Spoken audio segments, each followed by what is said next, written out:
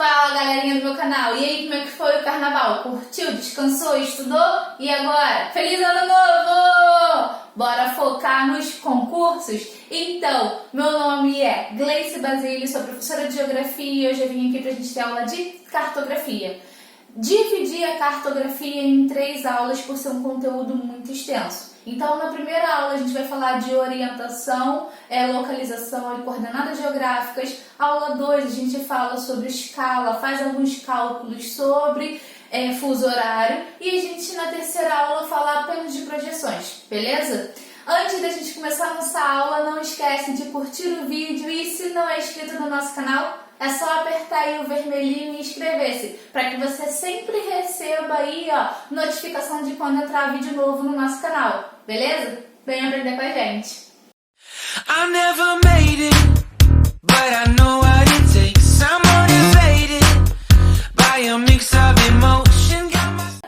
A coisa mais importante que a gente precisa lembrar são das orientações e localizações. E a gente vai falar de Rosa dos Ventos. A Rosa dos Ventos é aquela que a gente conhece desde sempre da escola, que o professor fazia a gente recortar, pontilhar, costurar, desenhar, tirar xerox, seja lá o que ele quisesse, mas ele fazia com que a gente fizesse a Rosa dos Ventos e levasse para ele. Por quê? Porque a Rosa dos Ventos nada mais é na escola do que uma decoreba. O professor quer que você decore as coordenadas geográficas, né? A Rosa dos Ventos nos pontos cardeais e colaterais. Por quê? Porque essa Rosa dos Ventos ela é universal. Em qualquer parte do planeta que você tiver, ela vai ser igual a que você fez na escola, tá? Então vamos lá. Vamos montar a nossa Rosa dos Ventos aqui, ó. Na escola a gente aprende que aqui em cima a gente tem o norte e aqui embaixo a gente tem o sul. Do lado direito a gente tem o leste e do lado esquerdo a gente tem o oeste. Esses são os pontos cardeais dentro da localização e orientação.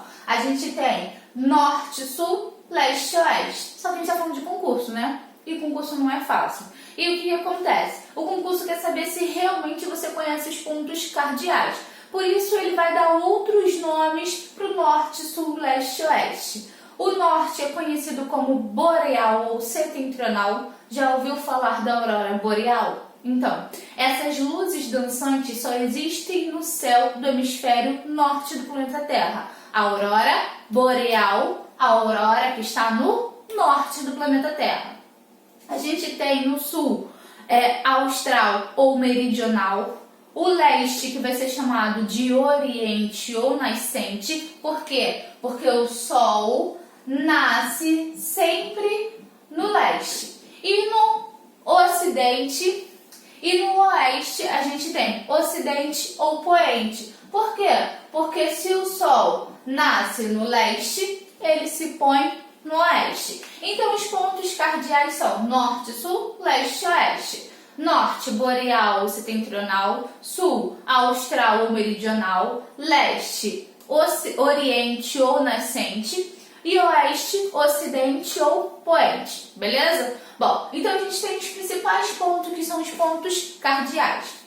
Além dos pontos cardeais, vocês também precisam lembrar dos pontos colaterais, que vão ser a junção desses pontos cardeais. Presta atenção aqui, ó. Norte mais leste, a gente tem o Nordeste brasileiro ou Nordeste do mundo inteiro. Sul mais leste, a gente tem Sudeste. Sul mais oeste, a gente tem Sudoeste. Norte mais oeste, a gente tem Noroeste. Então, a gente tem os pontos colaterais. Nordeste, Sudeste, Sudoeste, Noroeste. Esses são os pontos colaterais. Então, vocês têm que lembrar pontos cardeais, pontos colaterais. Porém, contudo, todavia, lembra que é concurso? Então, isso significa o seguinte, eles vão dificultar para vocês.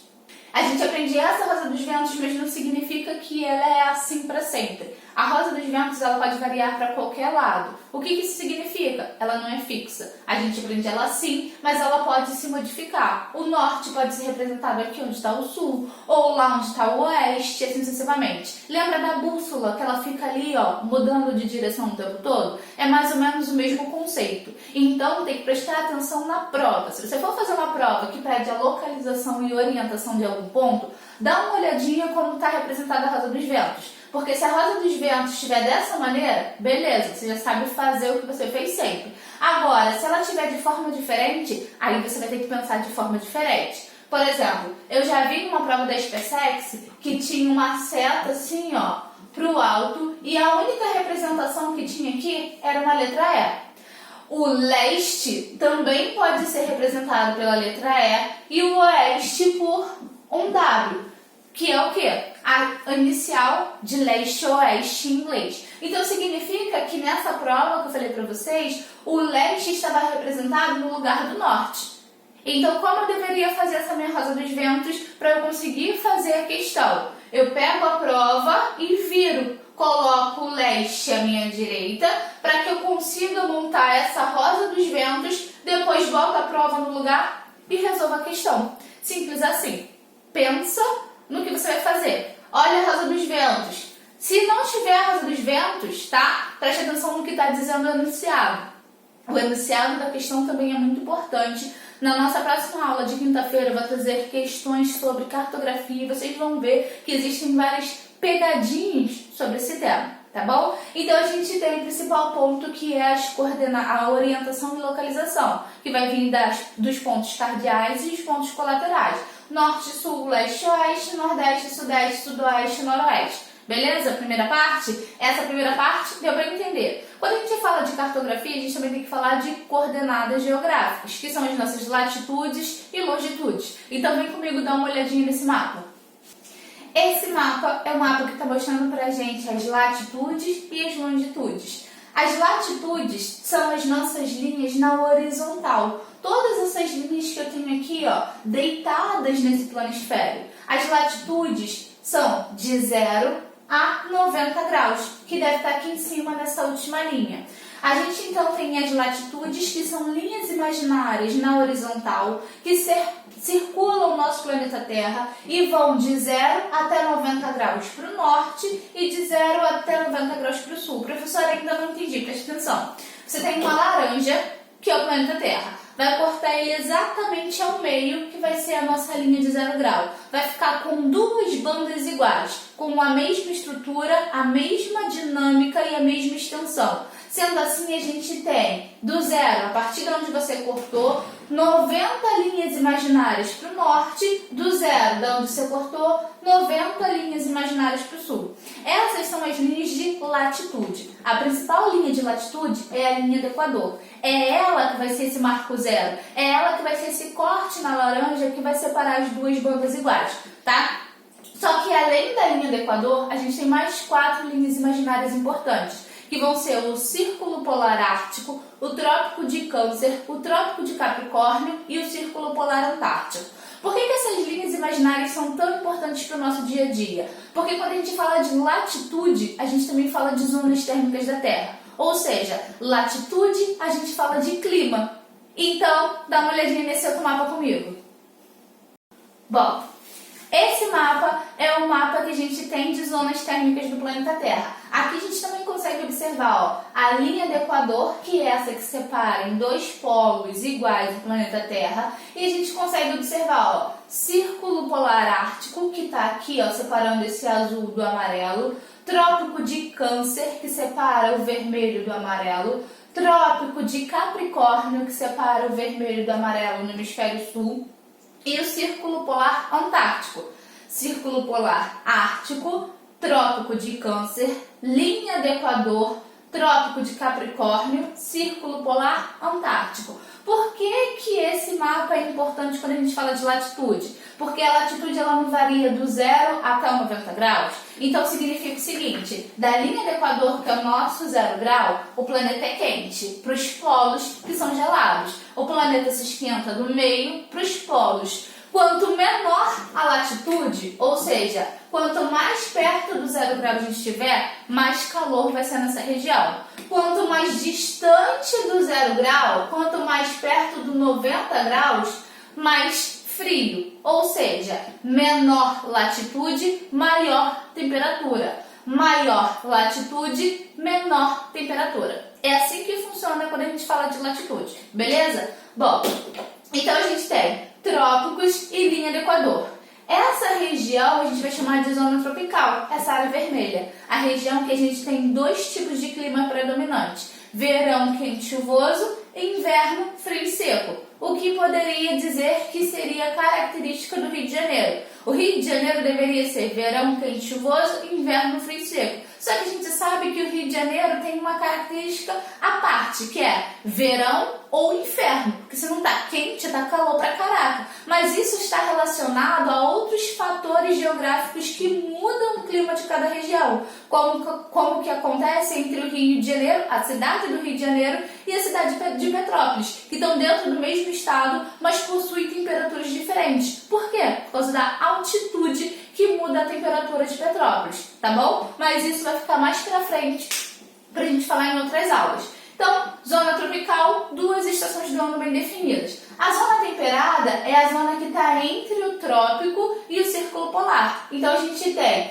zona temperada do norte, zona temperada do sul. Nessa região, a gente consegue visualizar muito bem a passagem das 4 estações do ano. A gente tem um verão quente e chuvoso, o outono que deixa de ser o quente do verão para se transformar no frio do inverno, o inverno tão frio que vai nevar ou vai gear, como é o que acontece nos estados da região sul do Brasil, Paraná, Santa Catarina e Rio Grande do Sul, e a primavera que deixa de ser o frio do inverno para se transformar no quente do verão. Então você consegue visualizar muito bem a passagem das 4 estações do ano nessa região temperada. E acima do círculo polar, a gente tem a zona fria ou polar, que é a zona mais gelada de todo o nosso planeta. Então, quanto mais perto da linha do Equador, mais calor. Quanto mais distante dela, mais frio. E isso lembra o que a gente chama de solstício e equinócio. O que é o solstício? É a chegada do verão ou inverno. E o equinócio, a chegada da primavera ou do outono. E funciona exatamente da seguinte maneira. Imagine que a minha mão é o Sol. E o Sol está aqui, ó, de frente para o Trópico de Capricórnio. Isso significa que no hemisfério sul do planeta Terra, em toda essa área, será verão. Por quê? Porque o Sol está direto para o Trópico de Capricórnio, mandando calor e luminosidade com mais intensidade para essa região do planeta. E para quem está lá do outro lado, no outro hemisfério, vai ser inverno. Por quê? Porque os raios solares não vão demorar mais tempo até atingir o outro trópico. Então você percebe que, por exemplo, no verão o dia é muito maior do que a noite. E no inverno a noite é maior do que o dia. Por quê? Porque a luz do sol e a radiação se perde até chegar ao outro trópico. Então a gente tem verão e inverno. A Terra continua ali o seu sistema de translação até que o Sol fique aqui, ó, de frente para a linha do Equador. E aí a gente vai mudar as estações de novo, porque a gente vai chegar no equinócio. E aí a gente vai ter no equinócio outono, onde era verão, e primavera, onde era inverno. A Terra continua girando até que o Sol chegue aqui, ó, de frente para o Trópico de Câncer. Quando ele chega de frente para o Trópico de Câncer, a gente vai ter de novo a troca das estações do ano. Verão, dessa vez no hemisfério norte, que é agora no meio do ano, junho, julho, e inverno no hemisfério sul. Então você tem essa troca de temperatura essa troca de estações do ano, a partir do momento em que o Sol fica aqui, ó, trocando de posição entre os trópicos e a linha do Equador. Como ele está sempre nessa região, ele está sempre mandando mais radiação e mais calor para toda essa área central, toda essa área próxima à linha do Equador. Por isso a região mais quente. Então, toda vez que a gente fala de latitude, a gente vai lembrar de zonas térmicas do planeta Terra. Beleza? Vamos olhar de novo aquele outro mapinha? Tá, preste atenção em mim. Pro leste a gente soma, pro oeste a gente diminui. Mas, professora, por que esse mapa tá todo pintado? Porque, de acordo com a conferência de 1884, cada país pode ter quantos fusos quiser se esses intervalos de linhas imaginárias passarem por dentro do seu país. Então, isso significa que o Brasil tem 4 fusos horários. Porque a gente tem 4 intervalos de linhas imaginárias que passam por dentro do nosso território. Isso faz com que a gente comece o nosso fuso horário no -2, tenha fuso horário -3, -4, -5.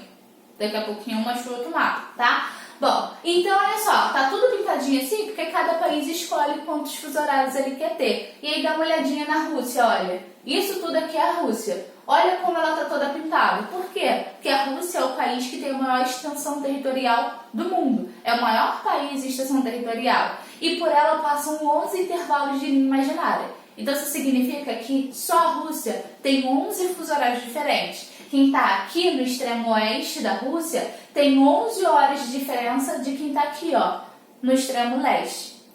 A China é maior do que o Brasil, mas é menor do que a Rússia. E a China está toda pintada com uma única cor. Por quê? Porque o governo chinês decidiu que a China teria um único fuso horário. Isso está relacionado com a política daquele país, que tem um país, né, com 2 sistemas. O sistema socialista, que é o sistema de governo que escolhe essa igualdade na hora para todo mundo, e o sistema de socialismo de mercado, que a gente conhece como capitalismo, mas não podemos dizer que é capitalismo. É um socialismo diferenciado para o crescimento econômico e exploração da mão de obra chinesa. Então a gente tem um país com 2 sistemas. E esse sistema diz que todo mundo tem que viver na mesma hora. Isso significa que aqui, em alguma parte da China, o sol nasce só depois das 10 da manhã. Enquanto lá no extremo leste, o sol nasce a partir das 4 horas da manhã. Então você tem uma discrepância muito grande na questão de luminosidade dentro do território. Esse é o mapa de fuso horário no mundo. Mas lembra que o Brasil tem 4 fusos? Preste atenção. Esse daqui é o mapa do Brasil no período de 2008 até 2013. Aqui a gente tem 3 fusos, menos 2, menos 3, menos 4. Ué, professora, mas a senhora falou que o Brasil tem 4 fusos horários, então. O Brasil tem 4 fusos, mas cada país escolhe quantos fusos quer ter. Em 2008, o presidente Lula retirou o fuso horário menos 4, menos 5, que era aqui, ó, o nosso fuso horário 4, que fica no Acre e um pedaço da Amazônia. E integrou essa parte ao resto da Amazônia, Mato Grosso e Mato Grosso do Sul. Só que os acrianos não gostaram. Então, em 2013, a presidente Dilma fez um decreto que voltou com o nosso fuso horário 4 ou voltou com o nosso fuso horário menos 5. Então, no período de 2008 a 2013, o Brasil tem 3 fusos. Antes de 2008 a gente tem 4, depois de 2013 a gente volta a ter 4, tá? Então, o nosso mapa hoje é esse. Então, esse é o mapa hoje do Brasil. A gente começa no menos 2, que são os horários daqui das Ilhas Oceânicas de Fernando de Noronha, e começa no menos 2. A gente tem o fuso horário menos 3, que é o horário de Brasília. A gente tem o fuso horário menos 4, que é Mato Grosso do Sul, aqui um pedaço do Pará e da Amazônia. E o fuso horário menos 5, que é o Acre e só um pedacinho ali do final da região amazônica. Então, o que eu quero, o que eu preciso que vocês entendam? Que quando a gente fala de cartografia, a gente está falando muito mais do que latitude e longitude. Eu estou falando também de orientação no espaço. Se faltar luz na sua casa, você não vai saber chegar até seu celular onde tem uma vela. Por quê? Você mapeou a sua casa. Você fez uma questão de localização e orientação. Você sai de casa, vai para o curso, vai para o trabalho, consegue voltar para casa de novo porque você cria seus pontos de referência. Você fez uma cartografia, você montou um mapa dentro da sua cabeça de toda aquela área ali que você está ao redor. Então você usa a cartografia, além de falar do clima do mundo inteiro, além de falar do fuso horário, porque você está aí na sua casa jogando com um cara que está lá no Japão e pode estar jogando de madrugada. Mas você sabe que ele está online nessa hora porque ele trabalha o dia inteiro, quando ele chega em casa ele vai jogar. Vocês conseguem se comunicar, né? Vocês conseguem se comunicar através do jogo. Você está aí xingando ele em português, ele está te xingando lá em japonês, mas vocês estão se entendendo. Mesmo ele estando do outro lado do planeta, mesmo ele estando em horas totalmente diferentes da nossa. Então, cartografia é usada no nosso dia a dia. É isso que eu quero que vocês entendam. É isso que eu preciso que vocês entendam. E a gente usa a cartografia para tudo, só que muitas vezes a gente não sabe disso, tá? Então, deu para entender nessa aula? Deu para chegar à conclusão de que a gente usa a cartografia? Não esquece que eu vou deixar aqui embaixo na descrição do vídeo exercícios para vocês fazerem sobre esse tema. Não esquece de deixar o seu like e se não é inscrito no canal é só apertar aí ó, no vermelhinho, se inscrever e vem aprender com a gente.